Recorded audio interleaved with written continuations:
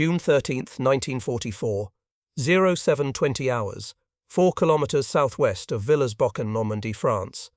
Obersturmführer Michael Wittmann, commander of Tiger 205, 2nd Company, Heavy SS Panzer Battalion 501, adjusted his periscope and surveyed the Norman hedgerows through morning mist. His Tiger tank, weighing 63 tons and mounting the fearsome 88mm cannon, represented the apex of German armored engineering. Through his Zeiss optics, he observed a column of Allied armor moving carelessly along the narrow road below. Sherman tanks, American M4 Shermans. Wittmann permitted himself a slight smile.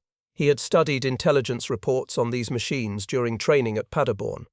30 tons, welded construction, a 75mm gun that struggled to penetrate even medium German armor at combat ranges. The Americans had nicknamed it the Ronson Lighter, after the advertising slogan, "Lights first time, every time." Like shooting fish in a barrel, he remarked to his gunner, "Balthasar Wall." What Wittmann didn't know, what none of the Panzerwaffe veterans could have imagined, was that American factories had already produced more M4 Shermans than Germany would manufacture of all tank types during the entire war. Within 30 minutes, Wittmann would destroy 13 Shermans and 14 other vehicles in one of history's most devastating ambushes. Within 6 weeks he would be dead, killed by another Sherman. The mathematics were measured in replacement rates, not battlefield performance. Germany could build excellence. America could build 50,000 good enough tanks faster than excellence could destroy them. German tank commanders had been trained to believe that superior armor thickness, larger caliber guns, and sophisticated engineering would dominate any battlefield. They calculated that one German tank should defeat 3, perhaps 4 American tanks in fair combat.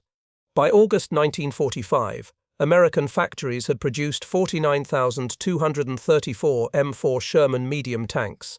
Germany produced 25,484 tanks of all types during the entire war.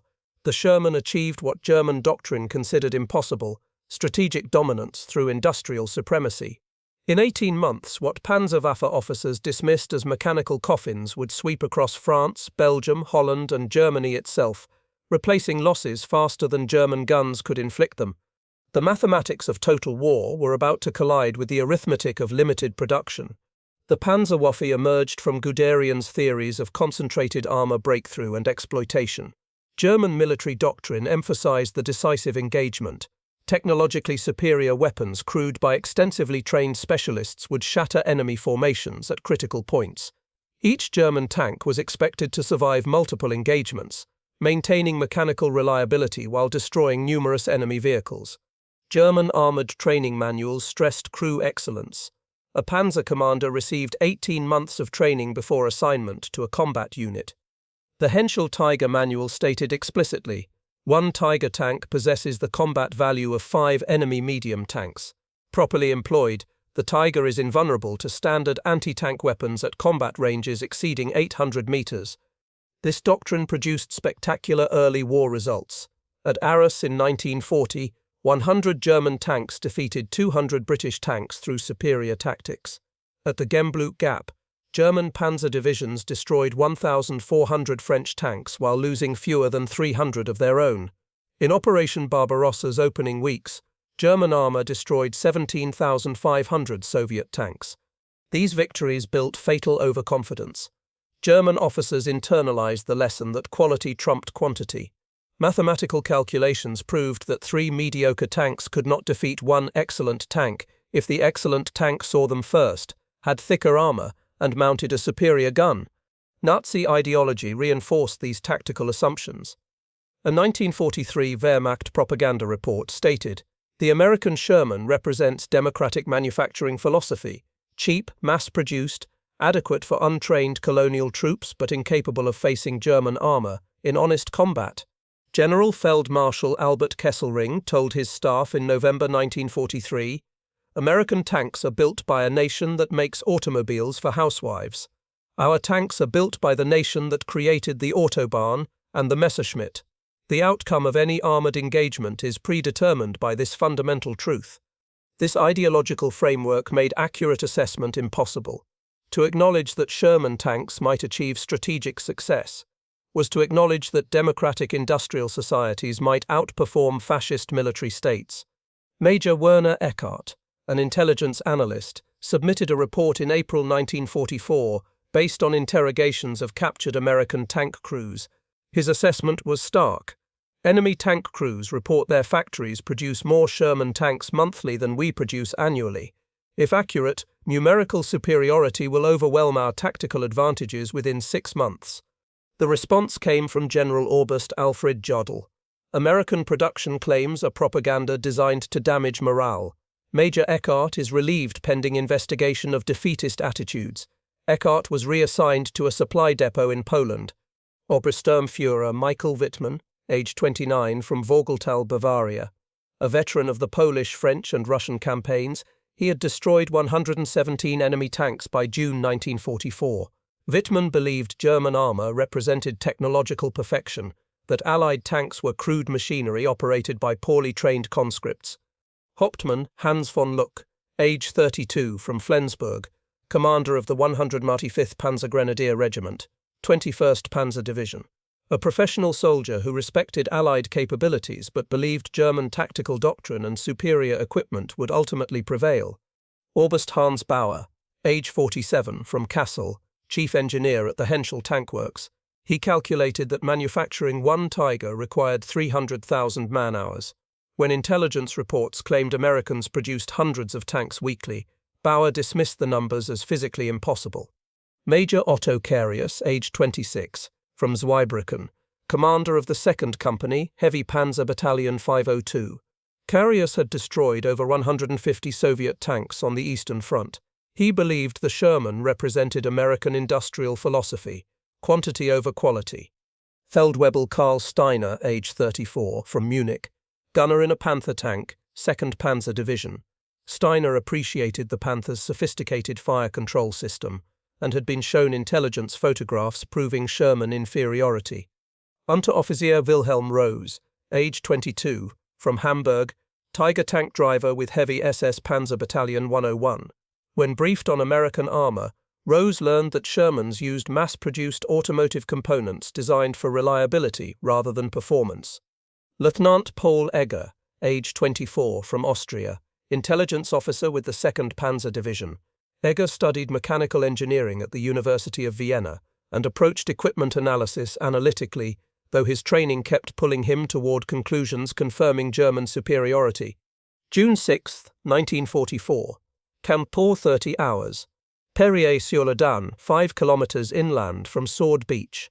Hauptmann Helmut Rittgen, commanding the 22nd Panzer Regiment's 2nd Battalion, positioned his Panzer IV behind a stone farmhouse, observing the Allied advance through binoculars.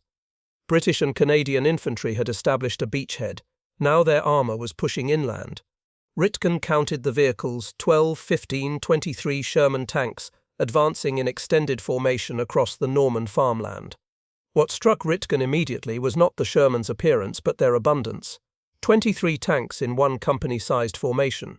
German doctrine typically organized 12 tanks per company, and those companies rarely operated at full strength. Rittgen studied the lead Sherman through his binoculars.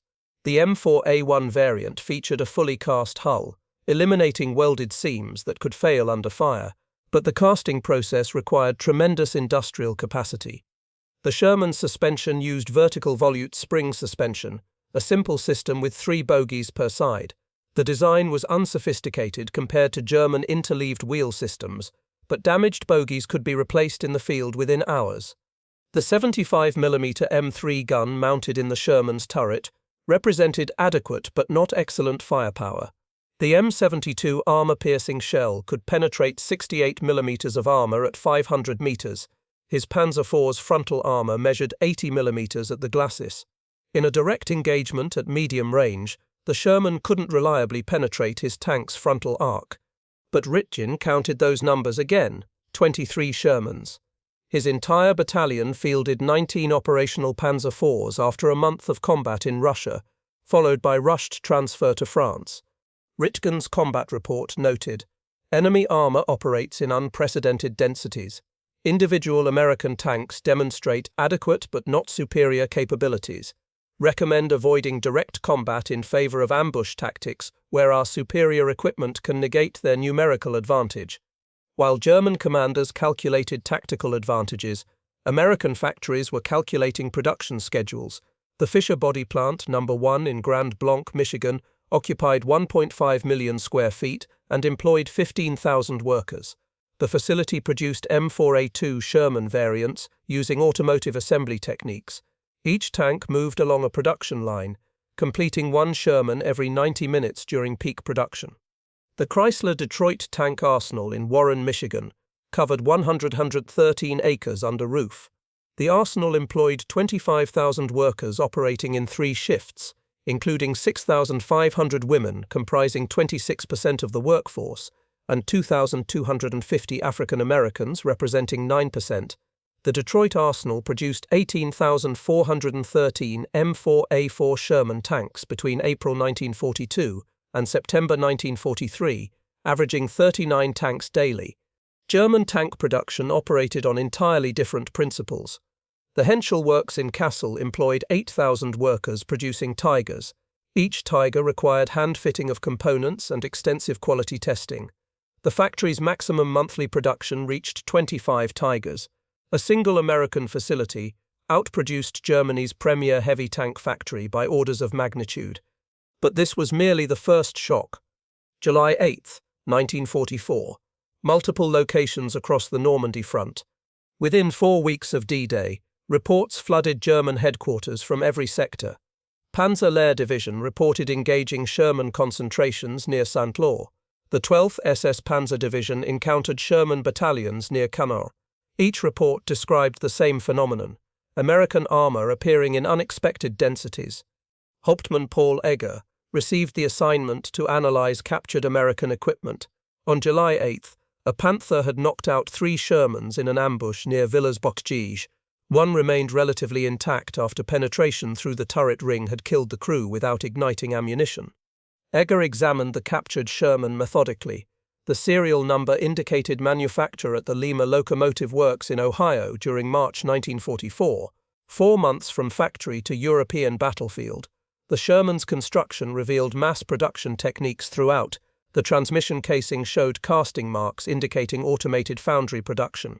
The electrical wiring used standardized gauge wire with color-coded insulation, allowing rapid replacement without specialized knowledge. Egger measured the armor thickness at multiple points. The glacis plate measured 51 mm at 56 degrees, providing approximately 90 mm effective thickness. The turret armor measured 76 mm vertically. Adequate but not impressive. What impressed Egger was the Sherman's serviceability. The engine compartment could be accessed by removing 6 large bolts, allowing crew or maintenance personnel to replace the entire power plant in hours. German tanks required specialized hoists and days of work for engine replacement. Egger calculated the implications.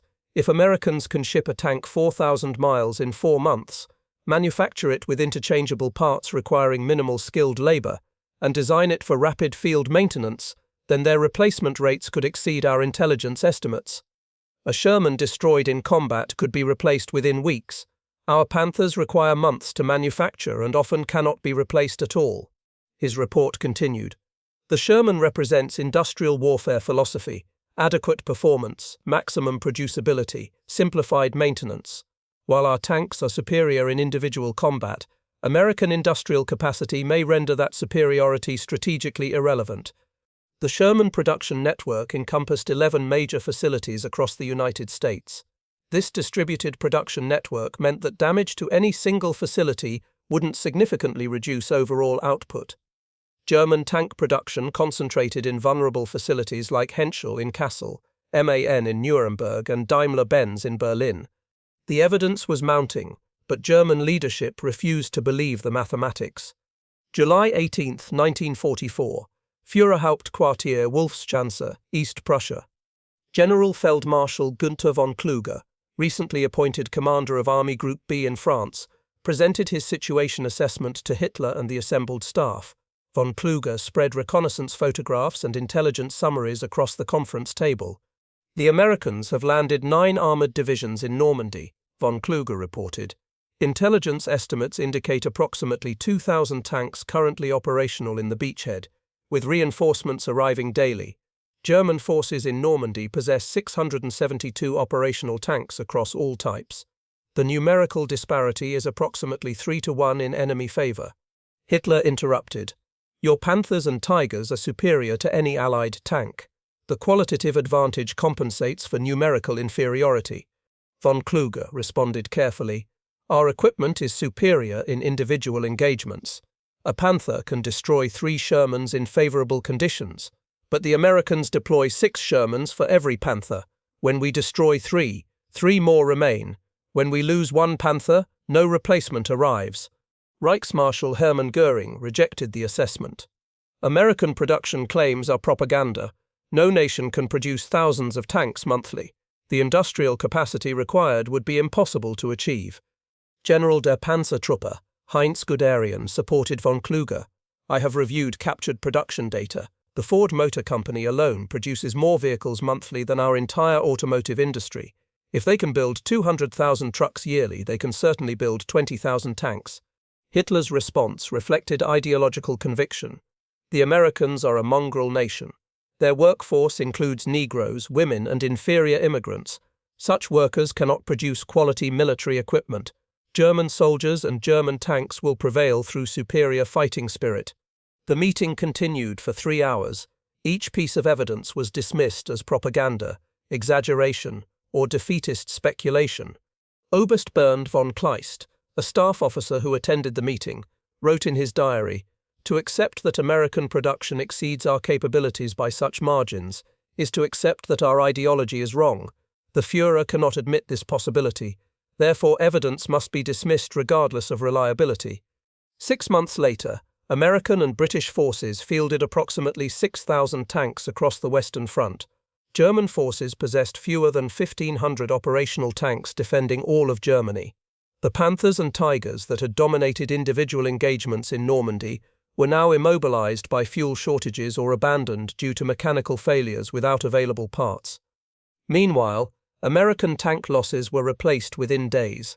A Sherman destroyed on Tuesday would be replaced by another Sherman from depot stocks by Friday. The American logistics system treated tanks like spare parts, consumed, replaced, and recycled continuously. Reality would not wait for ideological acceptance. August 7, 1944. Near Mortagne, France.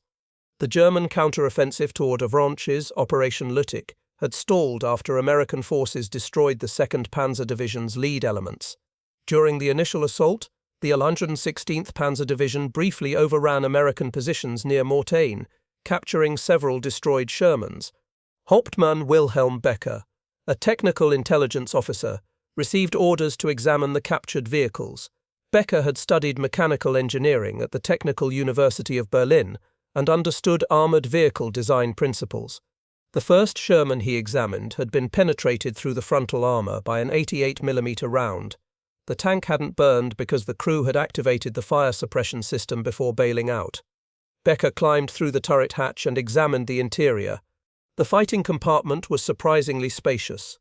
German tanks sacrificed crew comfort for armor protection, resulting in cramped interiors. The Sherman provided adequate space for the commander, gunner, and loader to operate without constant physical contact. The 75mm gun's breech mechanism was simpler than German equivalents. The Sherman used a vertical block breech block that could be operated rapidly with minimal training. German guns employed more sophisticated but more complex horizontal sliding blocks requiring precise adjustment. The engine compartment revealed the Continental R975 radial engine. The radial configuration was unusual for armored vehicles, but the engine's availability and reliability made it practical for mass production. What most impressed Becker was the Sherman's maintenance accessibility. The engine could be removed by disconnecting 8 main connection points and lifting it straight up. A maintenance crew could swap a Sherman's engine in 6 hours. Replacing a Panther's Maybach engine required 2 days minimum with specialized equipment. He wrote in his technical report, "The Sherman represents a different design philosophy than German armor, where we emphasize maximum performance. The Americans emphasize maximum producibility. The Sherman is not a better tank than the Panther in direct combat, but the Sherman is a better tank for industrial production, field maintenance, and sustained operations. The report continued. Most significantly, the Sherman can be manufactured by workers with minimal specialized training.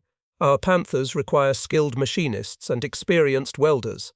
The Americans have designed a tank that can be built by automotive workers and maintained by mechanics with truck experience. The report disappeared into the staff bureaucracy. No response ever arrived. August 8 through 12, 1944. The Falaise Pocket, Normandy. The German 7th Army and 5th Panzer Army found themselves trapped in a contracting pocket near Falaise. Approximately 100,000 German troops, including elements of 7 panzer divisions, fought desperately to escape encirclement. Oberst Kurt Kaufmann, operations officer with the 2nd Panzer Division, observed the unfolding catastrophe from a forward command post. At 0600 hours on August 8, elements of the American 90th Infantry Division, supported by the 2nd Armored Division, attacked German positions. Kaufmann counted more than 60 Sherman tanks, advancing in coordination with infantry and artillery. His division possessed 22 operational tanks. The mathematics were simple and brutal. Even assuming German tanks achieved 3-to-1 kill ratios, the Americans could afford their losses. Kaufmann's tanks could not. German tanks engaged from prepared positions, achieving initial success. A Tiger commanded by Hauptmann Johannes Lang destroyed 8 Shermans in the first 2 hours, but American tanks simply maneuvered around the Tiger's position while artillery pounded the area. When Lang attempted to withdraw, his Tiger suffered transmission failure. The crew abandoned the immobilized tank. By midday, the 2nd Panzer Division reported 11 tanks operational. By 1800 hours, 7 remained. Not all were destroyed by American fire. 5 Panthers were abandoned due to mechanical failures, empty fuel tanks, or lack of ammunition. Feldwebel Georg Gross-Johann recorded in his diary, "We destroyed their tanks and more arrived. We destroyed those and still more arrived. We checked our ammunition and fuel, both nearly exhausted, no resupply possible. We could win every engagement and still lose the battle." By August 12, the Falaise Pocket had been compressed into an area approximately 8 by 3 kilometers. German forces attempted a desperate breakout. Of the division's original 120 tanks that had entered Normandy in June, approximately 12 escaped the pocket. The statistics from Falaise demonstrated the cumulative effect of attrition warfare. Of approximately 100,000 German troops in the pocket, fewer than 30,000 escaped. German forces lost approximately 500 tanks in Normandy during July and August. American losses during the same period included approximately 800 Sherman tanks destroyed, but American forces maintained consistent tank strength because destroyed tanks were replaced within days. German doctrine treated tanks as irreplaceable capital assets. Hauptmann Franz Bach, a Panther Battalion commander who survived Falaise, recalled in a 1972 interview, "After Normandy, we understood the war was lost, not because American tanks were better, but because American factories were inexhaustible. We could destroy 5 of their tanks for every one they destroyed. It didn't matter. They built 5 new tanks for every one we destroyed." The pattern was now undeniable. October 1944. Multiple fronts across Western Europe. Knowledge of American industrial superiority spread through all German ranks. Oberst Hans von Luck recorded in his war diary, "My soldiers no longer ask when reinforcements will arrive. They know reinforcements don't exist. They ask only how long ammunition will last." From the Scheldt estuary to the Swiss border, German units reported identical observations. The 9th Panzer Division submitted reports documenting the disparity. Oberstleutnant Erich Walther wrote, "During the Market Garden offensive, we engaged Allied armor continuously for 9 days. We claimed destruction of 78 enemy tanks. Allied tank strength in our sector increased during the offensive." SS Brigadier Führer Heinz Harmel, commanding the 10th SS Panzer Division Fronsburg, told his staff, "We destroyed 150 Sherman tanks during the Arnhem battle. Within 2 weeks, British tank strength exceeded pre-offensive levels. We lost 42 tanks at Arnhem. We have received 3 replacement tanks." The racial ideology that had dismissed American capabilities now confronted its own bankruptcy. Lieutenant Paul Egger updated his assessments. "American factories employ workers we would exclude from military production. Women, racial minorities, disabled workers. These workers produce tanks that defeat our armor. The ideological foundation of our military doctrine has been disproven. Letters home spread knowledge of the situation. Unteroffizier Franz Gockel wrote to his wife, "The Americans throw away more material than we possess. Yesterday I watched them destroy a damaged Sherman by pushing it into a ravine rather than repair it. They have so many tanks they can afford to discard damaged ones." Medical officers documented the psychological impact. Stabsarzt Heinrich Keller submitted a report describing what soldiers called Sherman fever. Symptoms included fatigue, insomnia, and anxiety. Keller wrote, "The syndrome emerges from soldiers' recognition that material superiority favors the enemy overwhelmingly. They fight because discipline requires it, but without hope of strategic success."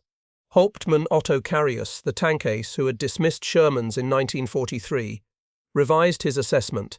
In a letter to his former instructor, Carius wrote, "I have destroyed more than 150 enemy tanks in combat. My unit is no longer effective because we possess 6 operational tanks. The enemy replaces his losses, we do not. Individual tactical superiority means nothing in a war of industrial attrition." American factories had produced 17,565 Sherman tanks in 1943 and produced 15,623 Sherman tanks in 1944. Germany produced 5,966 Panzer IV tanks in 1943 and 3,126 Panzer IV tanks in 1944. American factories outproduced all German tank production combined by ratios exceeding 4-1. By December 1944, even Hitler could no longer deny the material situation. Planning for the Ardennes offensive, Hitler acknowledged that German forces would face numerical disadvantage, but he argued that operational surprise and concentrated armor would compensate for material inferiority. The Ardennes offensive would provide the ultimate test. December 16 through 25, 1944, the Ardennes offensive, Belgium. Hitler committed Germany's last strategic reserve to one final offensive. The plan concentrated 3 armies, including the 6th SS Panzer Army with 500 tanks, for a thrust through the Ardennes toward Antwerp. Success required capturing American fuel supplies intact. The offensive achieved initial surprise. Within 3 days, German spearheads penetrated 50 kilometers into American lines. Oberst Joachim Pescher, commanding Kampfgruppe Pescher, with 117 tanks, reached within 8 kilometers of the Meuse River. Then the offensive stalled, not from American resistance primarily, but from fuel exhaustion. Piper's Kampfgruppe reached Staumont before running empty. American forces counterattacked with overwhelming armor concentrations. General Feldmarschall Hasso von Manteuffel observed the American response with professional resignation. American reserves materialized with startling speed. The 2nd and 3rd Armored Divisions redeployed from other sectors within 48 hours. Where German logistics struggled to supply existing forces, American logistics redeployed entire divisions across hundreds of kilometers. At Bastogne, the American 101st Airborne Division and elements of the 10th Armored Division held the town against 3 German divisions. German forces surrounded the garrison on December 21st. The 4th Armored Division reached Bastogne on December 26th, breaking the siege. The operation demonstrated American logistical flexibility that German forces couldn't match. German fuel shortages crippled the offensive. Kampfgruppe Piper abandoned 135 vehicles, including 39 Panthers and 6 Tiger IIs, because they ran out of fuel. American engineers destroyed fuel dumps at Stavelot containing 2.2 million gallons, burning fuel equivalent to Germany's entire allocation for the offensive. Oberst Otto Remmer recorded, December 23rd, "We have penetrated American lines. We have inflicted heavy casualties, but we have not captured sufficient fuel. Without captured fuel, we cannot reach the Meuse. Without reaching the Meuse, the offensive accomplishes nothing." American material abundance appeared most strikingly in artillery expenditure. During the Battle of the Bulge, American artillery fired approximately 20 million shells. German artillery fired fewer than 2 million shells. By January 1, 1945, the Ardennes offensive had definitively failed. German forces retreated toward their start lines, abandoning hundreds of vehicles to fuel shortages. American forces replaced their tank losses within 2 weeks from depot stocks. German forces lost approximately 600 armored vehicles, no replacements existed. SS Obersturmführer Jochen Peiper summarized the offensive's lesson in a 1976 interview. "We proved we could still achieve tactical surprise. We proved nothing else. American material superiority meant our tactical victories were operationally irrelevant. We destroyed their tanks. They built more tanks. We lost our tanks. We built nothing. The failure was absolute and final." January 12, 1945. OKW Headquarters, Zossen, south of Berlin. General Feldmarschall Wilhelm Keitel, chief of OKW, presented the military situation to Hitler. The report documented Germany's strategic collapse. In the west, Allied forces prepared to cross the Rhine with more than 4,000 tanks. In the east, Soviet forces massed 12,000 tanks. German forces possessed approximately 2,000 operational tanks defending both fronts combined. Keitel's report included comparative armor strength. Enemy forces possess overwhelming numerical superiority.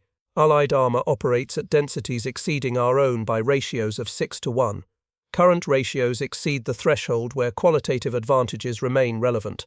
General Feldmarschall Albert Kesselring told Hitler directly, "American armor strength increases while ours diminishes. They replace losses within days. Our losses are permanent. The Sherman tank has proven more strategically decisive than the Tiger by virtue of numbers rather than capabilities." Knowledge of inevitable defeat spread through all ranks despite censorship. Medical reports documented the psychological collapse. Sherman fever had spread to all combat units. Stabsarzt Werner Hartmann reported, "Tank crews exhibit severe combat stress. The syndrome emerges from soldiers' awareness that tactical skill cannot overcome material disadvantage."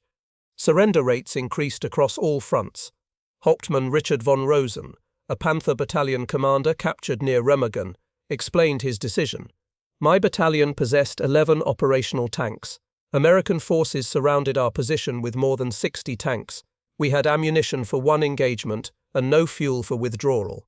Fighting accomplished nothing except the deaths of my men."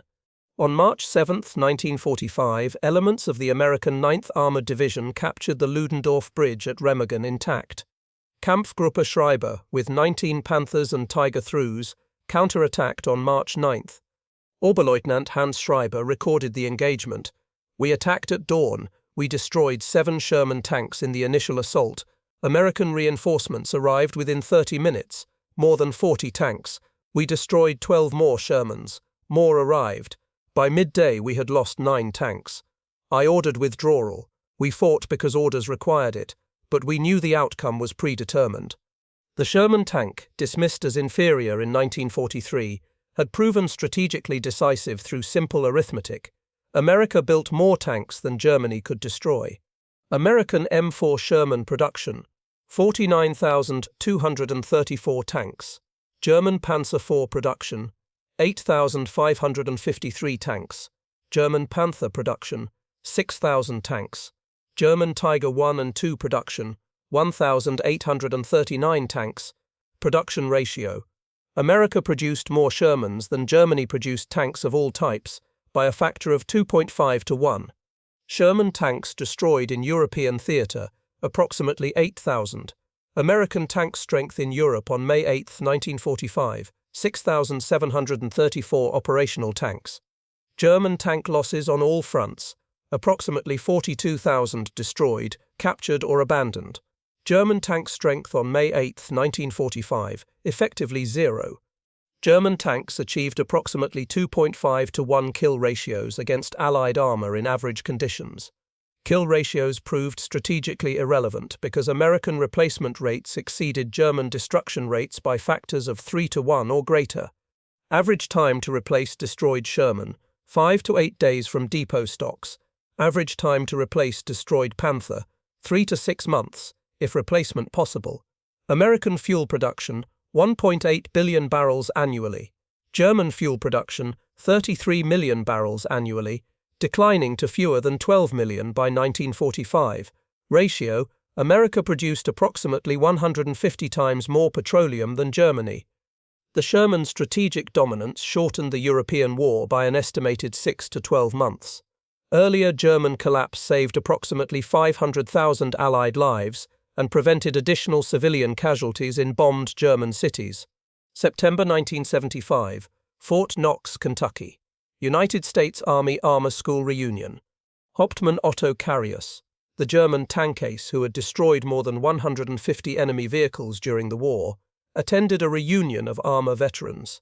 Carius had survived the war, returned to Germany and built a successful career as a pharmacist. He accepted an invitation to speak about German armor tactics. During the reunion, Carius met Technical Sergeant John Irwin, who had served as a Sherman tank commander with the 4th Armored Division. The two veterans discussed their experiences. Carius said, "In 1943, we laughed at intelligence reports describing American tank production. The numbers seemed impossible. We stopped laughing when those tanks swept across France in 1944. By 1945, we understood that America had solved warfare by treating it as an industrial problem, rather than a military problem." He continued, "I destroyed 7 Shermans in one engagement near Malanava. American forces replaced those 7 tanks within 3 days. My Tiger destroyed 150 tanks during the entire war, yet German strategic situation only deteriorated. You could afford losses we couldn't. That difference decided the war more than any technical specification." Irwin responded, "We knew German tanks were better in one-on-one combat. We just made sure it was never one-on-one. Our doctrine emphasized combined arms tactics and numerical superiority. If you had 1 Tiger, we'd bring 4 Shermans and artillery support. We could afford to lose 2 Shermans destroying your Tiger, because 2 more would arrive next week." Colonel James Burt, who commanded the 66th Armored Regiment during the war, joined the conversation. "The Sherman wasn't the best tank in the war. It was the best tank for winning the war. It could be built quickly, shipped efficiently, maintained easily, and replaced rapidly. Those attributes mattered more than armor thickness or gun caliber." Carius acknowledged the assessment. "Your military understood modern warfare better than ours. We designed our tanks for combat performance. You designed your tanks for campaign sustainability. We could win individual battles. You won the war." The Sherman influenced post-war armored vehicle development profoundly. Its emphasis on reliability, maintainability, and producibility became standard considerations in tank design. The M26 Pershing, M46 Patton, and M47 Patton series that followed maintained its philosophy of balanced design over specialized excellence. Soviet post-war tank development followed similar principles. The T-54 and T-55 series emphasized mass production, simple maintenance, and operational reliability over maximum combat performance. Soviet designers explicitly studied American production methods. Modern armored vehicles trace their logistic systems directly to innovations developed for Sherman support.